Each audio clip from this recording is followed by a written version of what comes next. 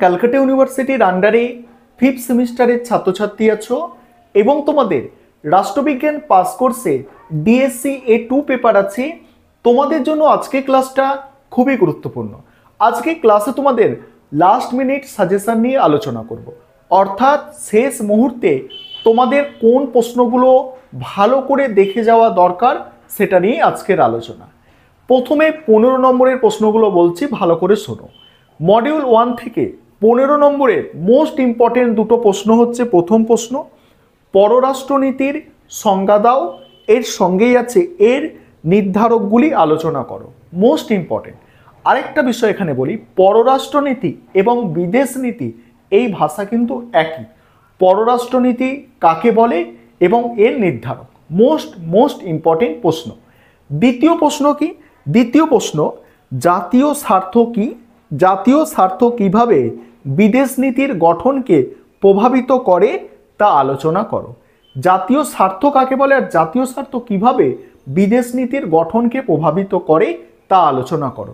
এই দুটো মডিউল 1 থেকে 15 নম্বরের জন্য মোস্ট ইম্পর্টেন্ট প্রশ্ন। আশা রাখি এই দুটোর মধ্যে একটা প্রশ্ন তোমরা কমন পাবে।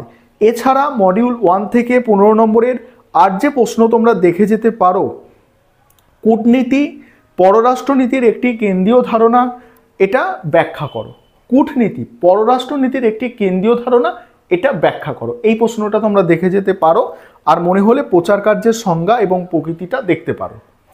পরের প্রশ্ন মডিউল 2 থেকে। মডিউল 2 থেকে মোস্ট ইম্পর্টেন্ট দুটো 15 নম্বরের প্রশ্ন শুনে নাও।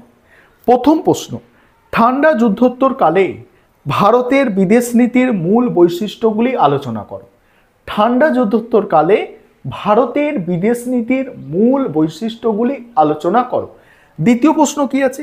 দ্বিতীয় প্রশ্ন আছে ভারত শ্রীলঙ্কার দ্বিপাক্ষিক সম্পর্কের বিবর্তন আলোচনা করো।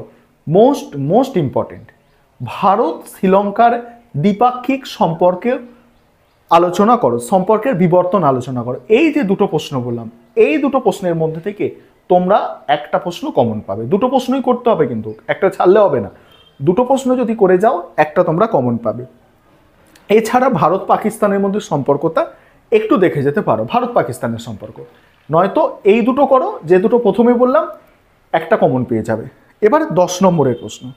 10 নম্বরের প্রশ্ন একটু বেশি তোমাদের করতে হয়, ঠিক আছে? 10 নম্বরের প্রশ্ন মডিউল 1 থেকে একটু বেশি পড়তে হবে, তবে মোস্ট ইম্পর্টেন্ট যে দুটো আছে মডিউল 1-এর 10 নম্বর প্রশ্ন, সেগুলো শুনে নাও। তবে তার আগে বলি, তোমরা ছোট প্রশ্ন অর্থাৎ এসএকিউর জন্য কি করবে। দেখো, তোমাদের সবসময় যেটা আমি সাজেস্ট করে থাকি, এসএকিউ অর্থাৎ ছোট প্রশ্নের জন্য তোমাদের বিগত বছরের প্রশ্নপত্র দেখতে হবে। বিগত 3 বছরের দেখে যাও, 2022, 2021 এবং 2020, এই 3 বছরের এসএকিউর সমাধান দেখে যাও। আমি এসএকিউর সমাধান এর আগে দিয়েছি, তোমরা ইউটিউবে সার্চ করবে ভাস্কর স্যার লিখে, সেখানে তোমরা পেয়ে যাবে এসএকিউর সমাধান 3 বছরের পেয়ে যাবে। এবারে 10 নম্বরের জন্য যে প্রশ্নগুলো তোমরা তৈরি করবে শোনো। প্রথম মোস্ট ইম্পর্টেন্ট প্রশ্ন হচ্ছে বিদেশ নীতি গঠনের ক্ষেত্রে প্রচার কার্যের ভূমিকা আলোচনা করো। দ্বিতীয় মোস্ট ইম্পর্টেন্ট প্রশ্ন হচ্ছে কূটনীতির যে কোনো দুটি ধরন সম্পর্কে আলোচনা করো। 3 নম্বর প্রশ্ন, প্রথম দুটো মোস্ট ইম্পর্টেন্ট। 3 নম্বর দেখতে পারো তোমরা পররাষ্ট্রনীতি প্রণয়নে জাতীয় স্বার্থের ভূমিকা। 4 নম্বর প্রশ্ন, কূটনীতি কাকে বলে, পররাষ্ট্রনীতি ও কূটনীতির মধ্যে পার্থক্য। 5 নম্বর প্রশ্ন, পররাষ্ট্রনীতির অভ্যন্তরীণ নির্ধারকগুলি ব্যাখ্যা করো। 6 নম্বর প্রশ্ন, পররাষ্ট্রনীতির একটি মাধ্যম হিসাবে সামরিক বাহিনীর গুরুত্ব বর্ণনা করো। এবারে মডিউল 2-এ মোস্ট ইম্পর্টেন্ট দুটো প্রশ্ন আছে। প্রথম সবথেকে মোস্ট ইম্পর্টেন্ট প্রশ্ন, কাশ্মীর সমস্যা কিভাবে ভারত পাকিস্তান সম্পর্ককে প্রভাবিত করেছে আলোচনা করো।